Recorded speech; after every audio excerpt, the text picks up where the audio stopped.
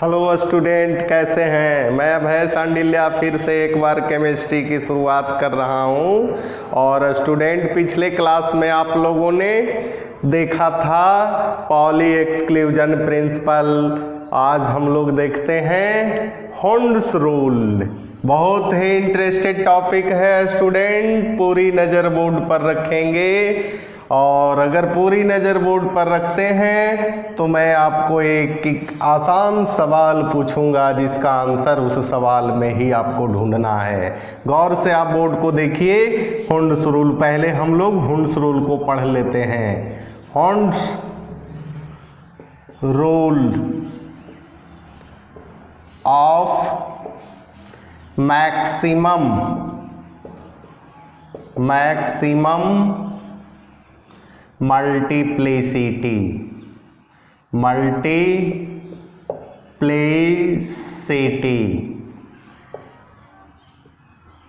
होन्ड्स rule of maximum multiplicity.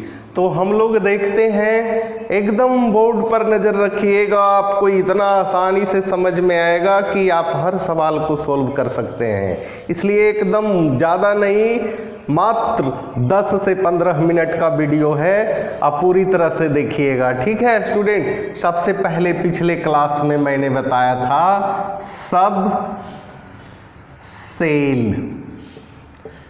Cell जो कि है SPDF। इसके बाद ध्यान दीजिएगा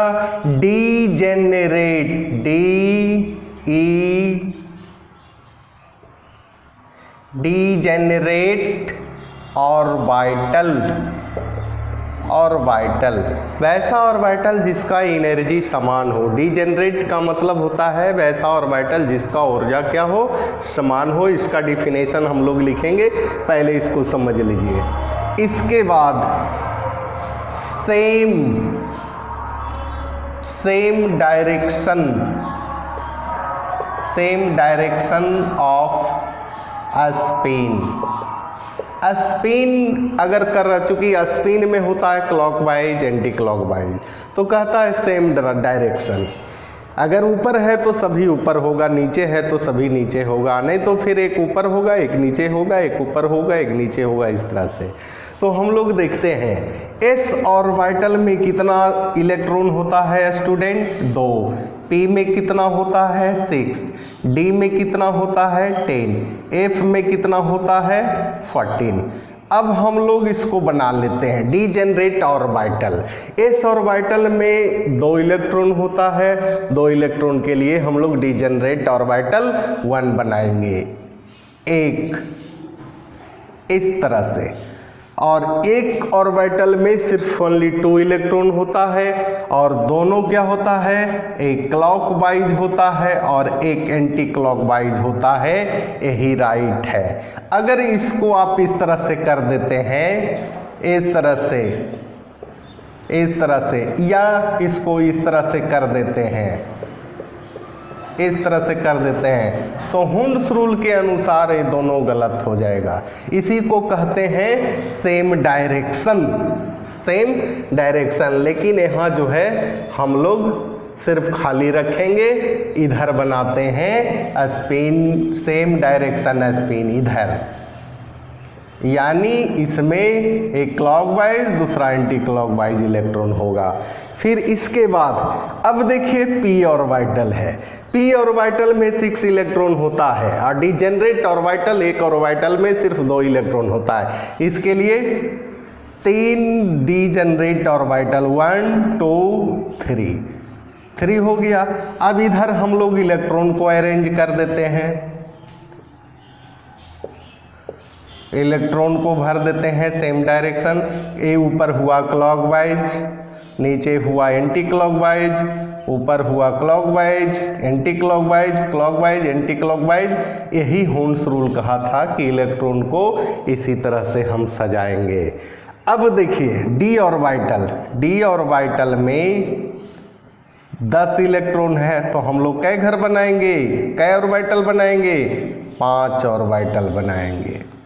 और पांचों में समान इलेक्ट्रॉन भरेंगे। ये नहीं कि एक में 1 2 3 4 5, यानी सभी में 2 इलेक्ट्रॉन होगा, clockwise anti clockwise, clockwise anti clockwise, इस तरह से।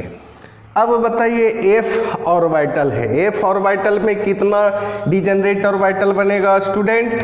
7, 1 2 3 4 5 6 7, और इधर हम लोग इलेक्ट्रॉन को भर देते हैं और प्रत्येक डिजेनरेट ऑर्बिटल में समान इलेक्ट्रॉन भरा जाएगा, यानी 14 इलेक्ट्रॉन है तो सभी में 2 इलेक्ट्रॉन भरेंगे, इस तरह से, इस तरह से भरेंगे। इसी को कहते हैं हुंड्स रूल। और अगर समान इलेक्ट्रॉन भरते हैं तो यहाँ ध्यान दीजिएगा, मैक्सिमम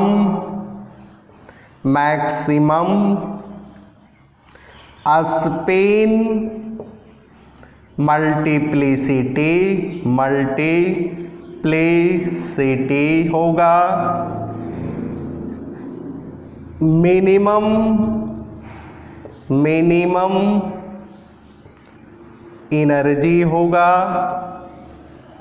एनर्जी होगा और मैक्सिमम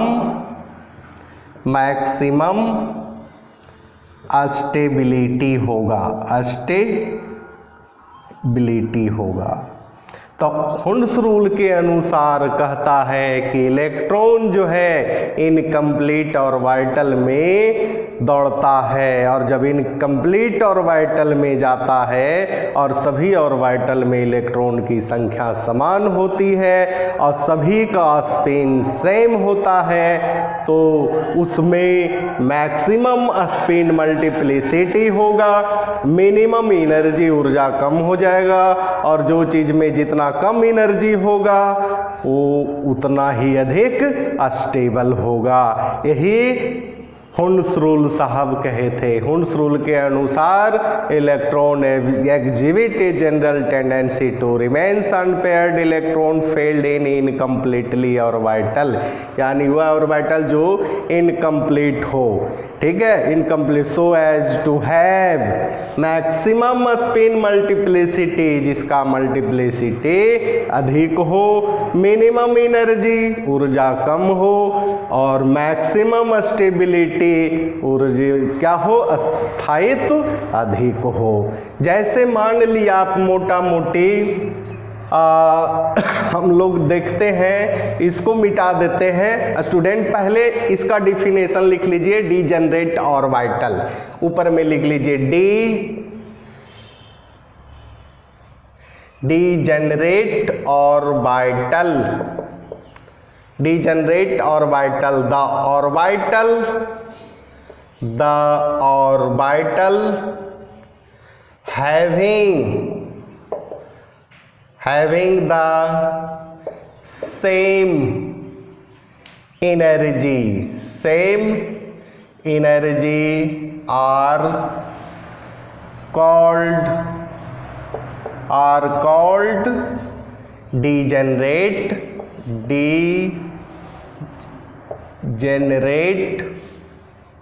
ऑर्बिटल।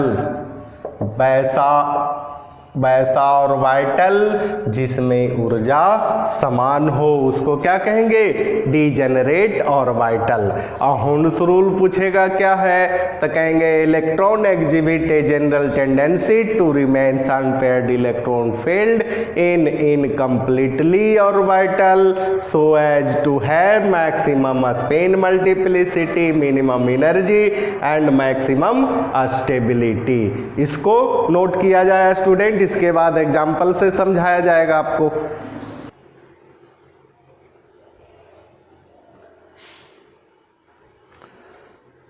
हाँ बच्चों, तो हम लोग अब देख लेते हैं कि हुंड्स रूल का डेफिनेशन, हुंड साहब क्या कहे थे, इसको हम लोग देख लेते हैं, ठीक है।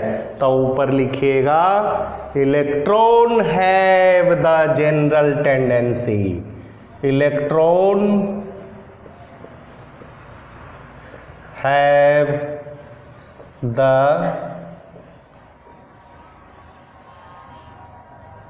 general tendency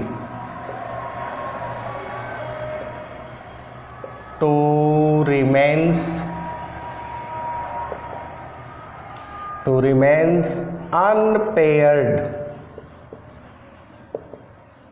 unpaired electron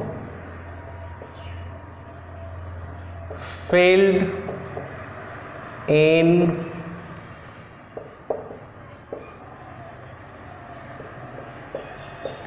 incompletely orbital so as to have कहता है electron have the general tendency to remains unpaired electron. कहता है इलेक्ट्रॉन का टेंडेंसी होता है खाली जगह को भरना।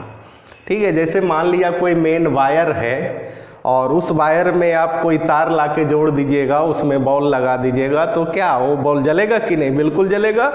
क्यों? वो वायर जो हम लोगों ने उसमें अटैच किया वो खाली था, अब मेन वायर से उसमें जो है इलेक्ट्रॉन का प्रवाह हुआ और वो बल्ब जल उठा। यानी कहने का मतलब का इलेक्ट्रॉन का टेंडेंसी होता है जहाँ जहाँ खाली जगह होगा वहाँ दौड़ के उसको कंप्लीट करेगा। वही कह रहा है electron have the general tendency to remains unpaired electron filled in incompletely orbital. और जब कहता है खाली जगह को भर देता है तो होता क्या है? तो होता यही तीनों जो स्टूडेंट मैंने नीचे लिखा हूं, maximum spin multiplicity, minimum energy and maximum stability, है ना। So as to have maximum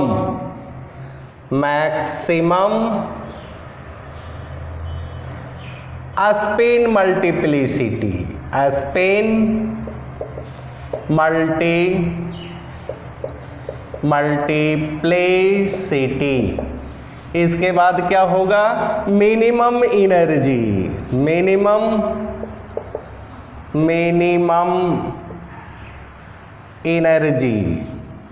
तो ऊर्जा घटेगा। मेन वायर में एक बल्ब लटका हुआ है, यहाँ से वायर आप जोड़ दिए, इसमें दूसरा बल्ब, तो इसका जो एनर्जी है इसमें बट जाएगा, तो ऊर्जा घटेगा कि नहीं? और जितना कम ऊर्जा रहेगा उतना अधिक दिन तक आपका बल्ब जलते रहेगा। ज़्यादा वोल्टेज पड़ेगा, बल्ब फ्यूज होगा कि नहीं स्टूडेंट? इसलिए ऊर्जा क्या होगा? मिनिमम होगा, और मिनिमम होगा तो वह अधिक स्टेबल होगा। मिनिमम एनर्जी एंड मैक्सिमम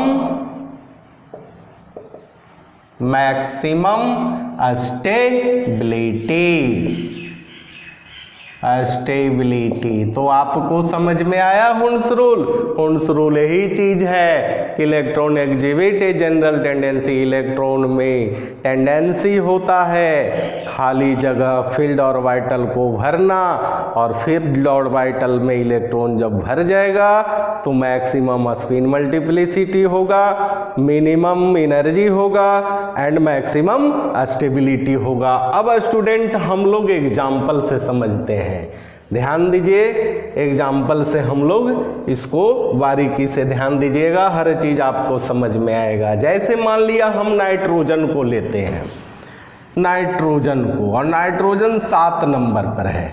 इसका इलेक्ट्रॉनिक कन्फिग्रेशन आप सजाते हैं 1s2, 2s2 और 2p3।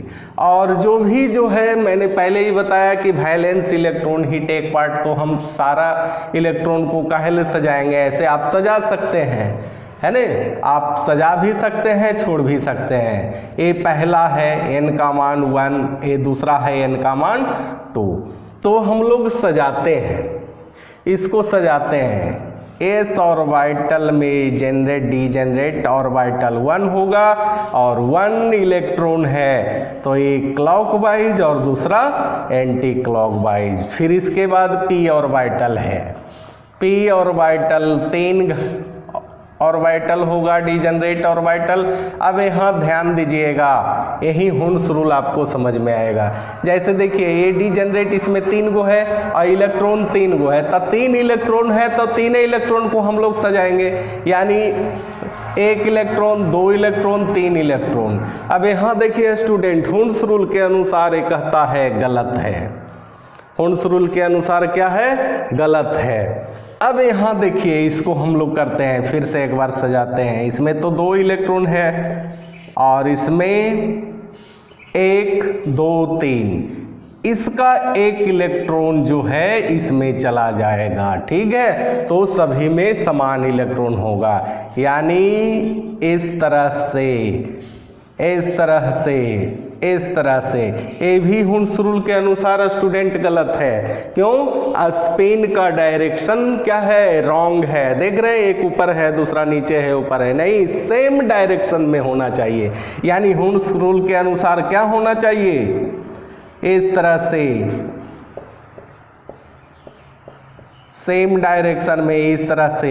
यही हुंस रूल का नियम कहता है कि सभी में समान इलेक्ट्रॉन भरा जाएगा और सभी में सेम स्पिन होना चाहिए। अब आप स्पिन मल्टीप्लिसिटी निकाल लीजिए। स्पिन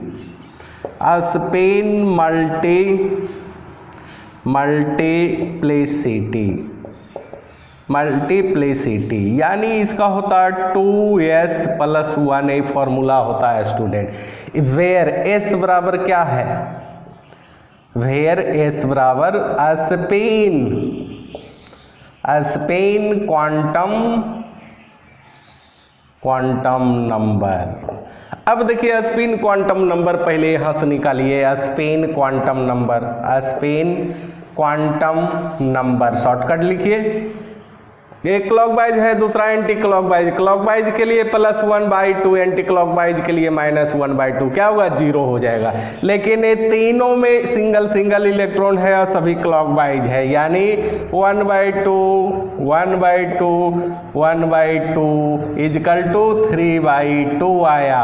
अब स्पिन मल्टीप्लिसिटी में इसके जगह प्रमाण बैठाइए, यानी 2 × 3/2 + 1 क्या हो जाएगा?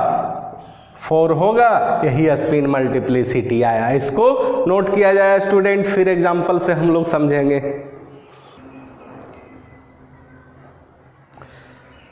अब हम लोग देखते हैं स्टूडेंट ऑक्सीजन को। आप खुद बना सकते हैं, आप खुद बनाइए, प्रैक्टिस कीजिए। जो प्रॉब्लम हो कमेंट में हम तक पहुंचाने का कृपा कीजिए और मेरे इस चैनल यानी आप अपने चैनल अभय सांडिल्या को सब्सक्राइब करें और जो है करंट में अध्ययन करें और सफलता हासिल करें, ठीक है। आप सफल होंगे, टीचर को ज़्यादा खुशी होती है, टीचर को ज़्यादा खुशी होगा, ठीक है। तो आप देखिए ऑक्सीजन का एटॉमिक नंबर 8 होता है। इसका electronic configuration 1s2 2s2 2p4। अब देखिए स्टूडेंट, इसके लास्ट ऑर्बिट, चूंकि valence electron take part in the chemical reaction, ऐसे इसको भी बना दीजिए और इसको बनाते हैं 2s है, तो इसके लिए डीजेनरेट ऑर्बिटल, ठीक है। और P के लिए 3 degenerate orbital px py pz होगा। अब हुंस रूल के अनुसार तो पहले कहता है कि सभी में इलेक्ट्रॉन समान भरिए, सेम डायरेक्शन में भर दिया 3 इलेक्ट्रॉन, लेकिन एक इलेक्ट्रॉन स्टूडेंट जो है इसके पास अधिक है, कोई विकल्प नहीं है, कहीं जगह भी नहीं है, तो हम लोग क्लॉकवाइज कर देते हैं। अब इसमें आप स्पिन क्वांटम नंबर निकाल लीजिए। स्पिन क्वांटम नंबर A 0 हो जाएगा। क्यों 0 होगा? +1/2 -1/2 +1/2 -1/2। इसमें क्या होगा?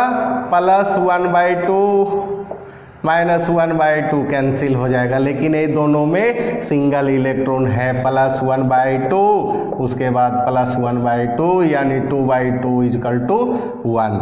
स्पिन मल्टीप्लिसिटी के फॉर्मूला में आप s का वैल्यू ऐड कीजिए, यानी 2 × 1 + 1 जोड़िए, 2 और 1 3। यही आपका क्या आया?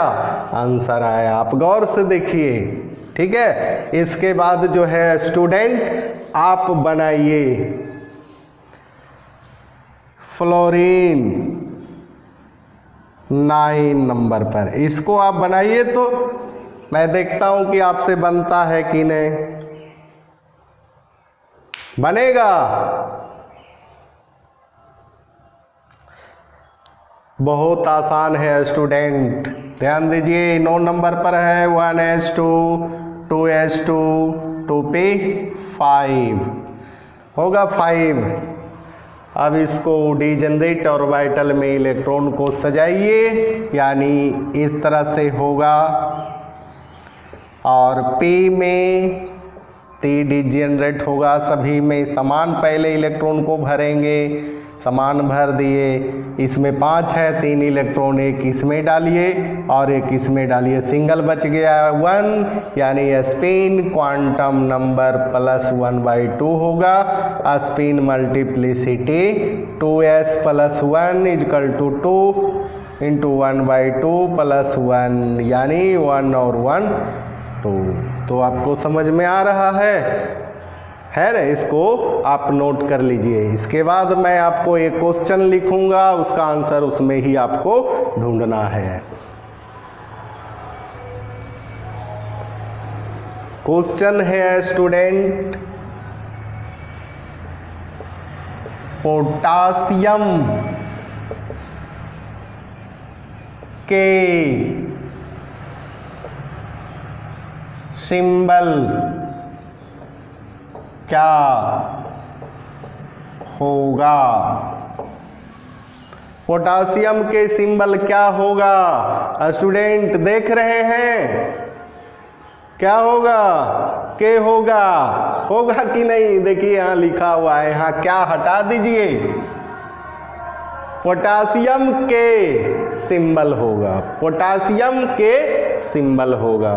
याद रखिएगा, याद रहेगा? हाँ ठीक है। इसी के साथ स्टूडेंट आज सेवाएं ही समाप्त करते हैं। और आपको कोई भी प्रॉब्लम हो आप डायरेक्ट कमेंट करके हम तक पहुंचाएं। आपका प्रॉब्लम अगले क्लास यानी अगले वीडियो में सॉल्व किया जाएगा। इसी के साथ धन्यवाद।